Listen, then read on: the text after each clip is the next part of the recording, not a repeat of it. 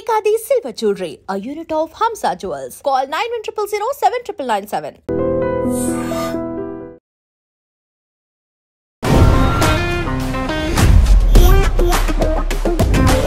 Hi hello నమస్తే welcome back to our channel. నేను మీ వైషు.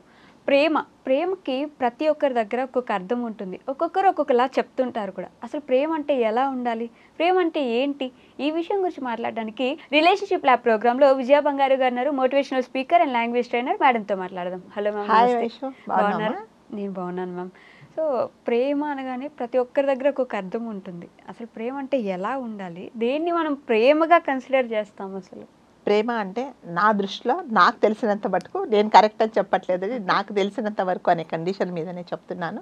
నిస్వార్థంగా అంటే ప్రేమ అంటే ఎదుటి వ్యక్తి ఎలా ఉన్నా నేను యాక్సెప్ట్ చేసేదే నేనైతే ప్రేమ అని అంటాను. నిస్వార్థంగా కదా, మీరు ఏం చెప్పినా కూడా నేను వినేలాగా, అంటే ఎటువంటి స్వార్థం లేకుండా నిస్వార్థంగా మీరు ఎలా ఉన్నా నేను యాక్సెప్ట్ చేయాలి. అంటే ఒక అబ్బాయి కానీ ఒక అమ్మాయి కానీ అంటే ఎలా ఉన్నా, అంటే ఎటువంటి పరిస్థితులలో ఒకవేళ అంగవైకల్యం వచ్చినా, ఒకవేళ మెంటల్గా డిస్టర్బ్ అయినా కూడా నేను ఇదివరకు మీరు మామూలుగా ఉన్నప్పుడు ఎలా నేను ప్రేమించానో అలాగే నేను ప్రేమిస్తే అదే స్వచ్ఛమైన ప్రేమ. ఓకే, అసలు ఇలాంటి రోజు ఈ రోజుల్లో ఉందంటారా మ్యామ్ అలాంటి ప్రేమ? అది ఉందా లేదా అనేది ఇప్పుడు ప్రతి ఒక్క యూత్ ప్రతి ఒక్కరు వాళ్ళకి వాళ్ళు ప్రశ్నించుకోవాల్సింది అది కదా. అది ఎవరు మనం చెప్పేది కాదు. అంటే ఇప్పుడు ఇట్లాంటి ప్రేమలు ఎలా, ఇప్పుడు ఇలాంటి అంటే ఈ రోజుల్లో ప్రేమలు ఎలా ఉన్నాయంటే, మీరు నా అబ్బాయి కానీ మరి ముఖ్యంగా పాపం అబ్బాయిలకే కదా వచ్చింది సావంతా. సో రాగానే బర్త్డే అంటే కేకులు కొనియాలి, గిఫ్ట్లు ఇవ్వాలి, లేకపోతే మాత్రం నువ్వంటే నాకు ప్రేమ లేదు, సో నాకు వేరే నెక్స్ట్ టోకన్ తీసుకొని వేరే వాళ్ళు రెడీగా ఉన్నారు అనే చెప్పేలాంటి ప్రేమలు ఈ కాలంలో జరుగుతూ ఉన్నాయి. ప్రేమ అనేది ఎప్పుడైనా సరే స్వార్థం లేకుండా ఎలా ఉన్నా, మళ్ళీ నేను చెప్తున్నాను, ఎలా ఉన్నా నేను యాక్సెప్ట్ చేసేలాగా ఉండాలి. అంటే మీకు నేను ఇష్టం లేదు నేను చెప్పినప్పుడు కూడా మీరు నన్ను సరే పర్వాలేదు అంటే ఎలాగా, నేను మీరంటే నాకు ఇష్టం, నీవు నాకు ఇష్టం లేదు అన్నప్పుడు, నువ్వు అంటే నేను ఇష్టం, నువ్వు నాకు ఇష్టము అని అనుకున్నప్పుడు నువ్వు ఎలా ఉన్నా నువ్వు బాగుండడమే కదా నేను కోరుకుంటాను. నువ్వు సంతోషంగా ఉంటా, నేను హ్యాపీగా ఉంటా. అంతేగాని యాసిడ్ పోసుకోవడాలు, కత్తులు గుసుకు చంపుకోవడాలు ఇట్లాంటి ప్రేమలు ఇప్పుడు అనమాట. సో నువ్వు నన్ను వద్దన్నావా, ఆడ కాచుకొని ఉంటాడు పాపం, కొబ్బరి బొండాలు కట్టే కత్తో లేకపోతే యాసిడ్ బాటిలో పట్టుకొని పోయడానికి రెడీగా ఉంటారు. అది ప్రేమలు ఎలా అవుతాయండి? అది కాదు కదా. అంటే నాకు దక్కంది, నన్ను వద్దన్నది, నువ్వు ఈ ప్రపంచంలో బతకడానికి వీలు లేదనే ప్రేమలు ఈ ప్రేమలు. నీలాంబరి టైప్ అంతే కదా. అలాంటి నీలాంబరి ఎవరిని ఏం చెప్పలేదు పాపం, తనకై తాను ఇంట్లో బంధించుకుంది. ఇప్పుడు ఏమిటంటే రెడీగా ఉంటారు, అదే చెప్తున్నా. కానీ ఇప్పుడు ఏంటంటే అక్కడ ట్రై చేసింది, ఇక్కడ మొత్తం ట్రయల్స్ ఏం ఉండవు అనమాట, మొత్తం ప్రాక్టికల్సే ఉంటాయి అనమాట. సో స్వార్థము లేనిదే ప్రేమ అండి.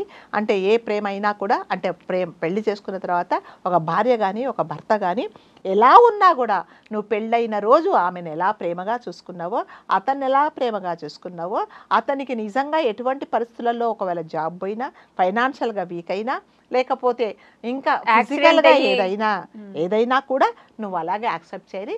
అలాగే అమ్మాయిని యాక్సెప్ట్ చేయాలి. అదే నిజమైన ప్రేమ. ఓకే కదా. అది ఇప్పుడు ఉందా లేదా అనేది అది నేను చెప్పలేను. నేను ఎవరికి వాళ్ళు ప్రశ్నించుకోవాలి. నిజంగా నేను ఈ మనిషిని ప్రేమిస్తున్నానా, ఈ మనసును ప్రేమిస్తున్నా అనేది ఉండాలి. మనిషిని ఎంతసేపు ప్రేమిస్తామండి? సో ఇవాళ నేను ఇప్పుడు పెళ్లి చేసుకున్న వాళ్ళకు 25 సంవత్సరాల మధ్యలో పెళ్లి చేసుకుంటే, అమ్మాయికి 25 లేకపోతే అబ్బాయికి 30 ఏళ్ళ మధ్యలో పెళ్లి చేసుకున్నప్పుడు నిజంగా ఆ యువజంట చాలా చూడచక్కగా ఉంటారు కదా. కొన్ని రోజుల తర్వాత మీరు పెళ్లి చేసుకున్నప్పుడు రోజున్న అందము 10 సంవత్సరాల తర్వాత ఉండదండి, ఆ అట్రాక్షన్ ఉండదు. అంటే మనం ఈ భూమి మీద పడ్డ ప్రతి క్షణం నెక్స్ట్ క్షణంలోనే పెద్దవాళ్ళం అయిపోతాం కదా.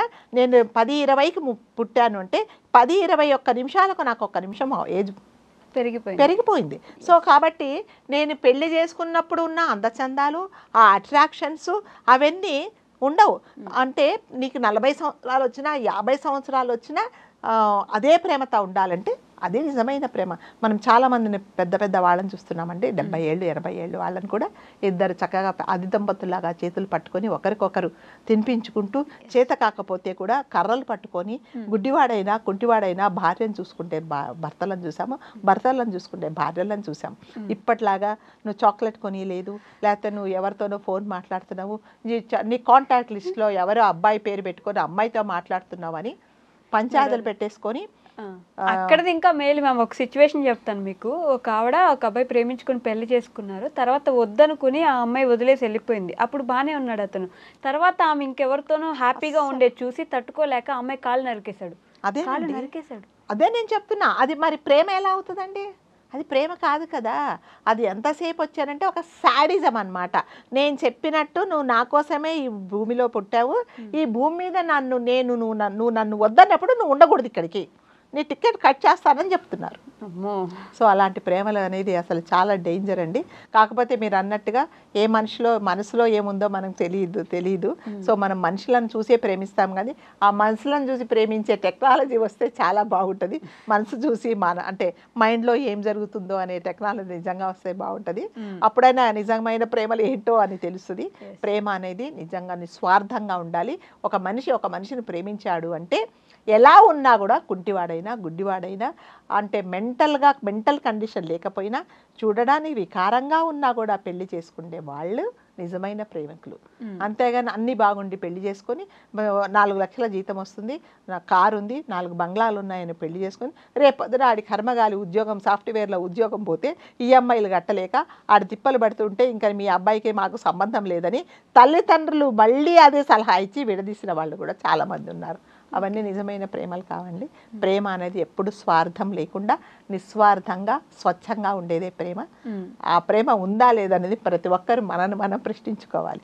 మనం ప్రేమిస్తే వాళ్ళు ఎక్కడున్నా సంతోషంగా ఉండాలి. మన లైఫ్లో ఉన్నా లేకపోయినా, విడిపోయినా వెళ్ళిపోయినా ఇలా ఉండాలి అనుకునే వాళ్ళు ఎవరున్నారు?